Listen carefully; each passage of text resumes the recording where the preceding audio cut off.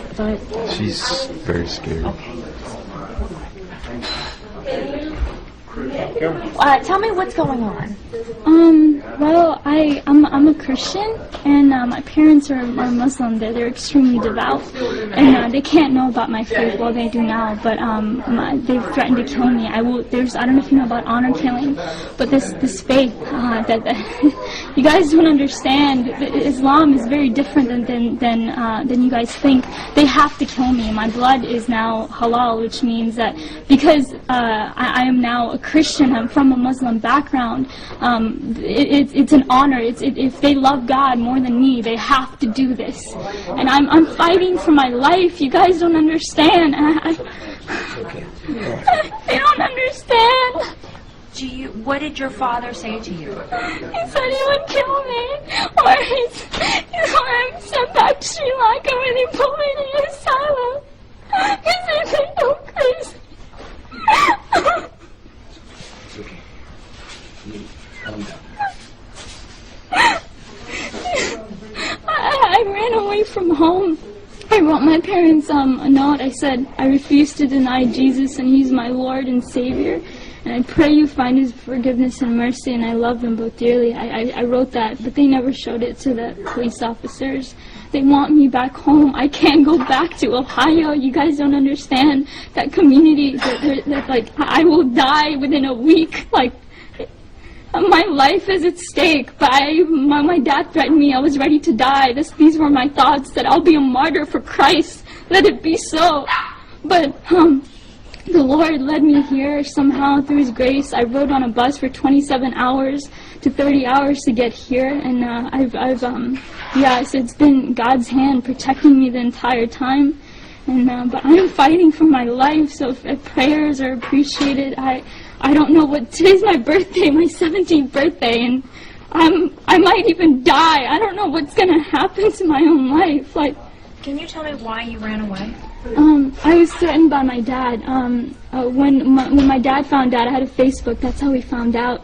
And phone calls from the Muslim community started coming in with emails, and he confronted me, and I had a laptop, and he took that laptop and he waved it in the air, and he was about to beat me with it.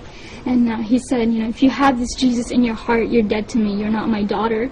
And I refused to speak, but he said, I will kill you, tell me the truth. And these words, bad words, he cuss words, and so I knew that I had to get away. A couple of weeks later, even I told my dad that I needed to learn more about Islam because I was scared. And I said that because when I had come to know the Lord, I dropped everything about Islam. I mean, I had to hide my Bible for years.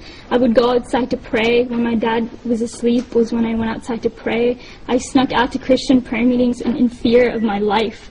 And finally, this day had come where I was confronting my dad.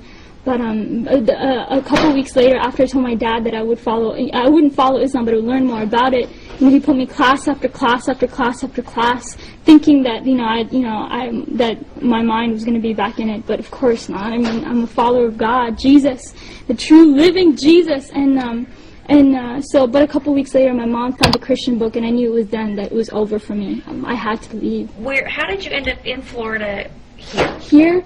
What happened is that night I had to leave, so I left that Saturday night, was it? It was Saturday night in the morning. I left to go to a friend's house, and I asked her, I begged her to take me to church. I needed to get to church. I needed to pray. I needed to seek the Lord to know what to do. And so that entire day from 7 in the morning to late at night, I prayed and prayed and prayed, and finally I was able to get a ride back home to the person's house. And then I stayed there Sunday night, because my dad was coming back home from his trip that night. And so I stayed there that night, and I just left. I hitchhiked to a bus station, and I got a ticket to Florida because I had met them through a prayer ministry on Facebook. And this was the farthest away from Ohio, and you don't understand. If I had stayed in Ohio, I wouldn't be alive. And so I was able to do that, and I called them from on the bus. I used random, nice people there that I was able to talk to, and I used their phone to call them, and then I came here. Has there been any type of killings at all in your family? Have you ever seen anything like that? I'm not sure, but in 150 generations in my family, no one has known Jesus. I am the first one. So imagine the honor in killing me. Like, there is great honor in that. Because if they love Allah more than me, they have to do it. It's in the Quran. Yes. And you can, give them knowledge about it. Because now... After they finish talking to you. Yeah, so, he really will explain it and break it down. They have to do this. If they just have to. And either they do that or they send me back to Sri Lanka. And there's an asylum. There's an asylum there where they put people like me. Like, they think I'm crazy. And Do you really think that this is true, or do you think this is just a threat? there's actually hundreds of cases that are backed like me. Amina and Sarah, they were forced to go back home. They were killed by their dad. Like, this is not just some threat. This is reality. This is truth. This is reality. How many more cases? If you want, there's case after case. There's hundreds of them. I am one. I am one of hundreds. They have to. You guys don't understand. They have to. I don't know what else to say, but they have to. If you want proof, there's hundreds of cases that can validate my story. Even my friends and people from back home, they knew what would happen to me. My own brother knew about my faith, and yet he didn't tell my dad. What does that say? He knew the consequences. He knew. So what do you want at this point now?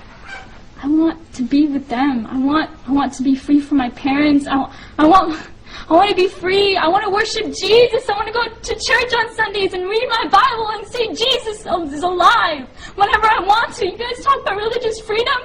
No, I don't have that. I want to be here and I want to worship Jesus freely. That's what I want. I don't want to die.